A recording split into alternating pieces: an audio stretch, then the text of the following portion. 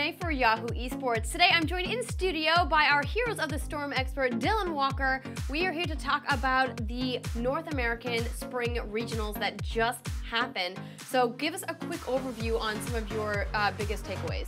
So Cloud9 won the whole thing. And Cloud9 will be your champions of the North America Finals.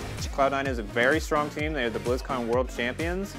They always show up at Blizzard events, even though at Heroes Rising, they dropped their entire Grand Final set to Naventic. So it was a little bit of an upset, but personally I know Cloud9 is the team to beat in North America. Let's talk about that Grand Finals performance. Yeah, so we saw them draft Chin, which was something that it's not meta at all. It was really a pocket strat for them. I had talked to them, and they did say that it was premeditated, the Chin pick. They drafted it into Zagara, which they felt was a great lane matchup.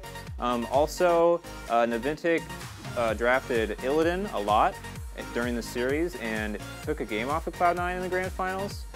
But Cloud9 answered with Divine Storm on Uther, which were some really sick games. Dunk Train, big props. You should definitely go check out that video if you haven't had a chance to see it. So Dylan, what are the implications of Cloud9's win at this tournament?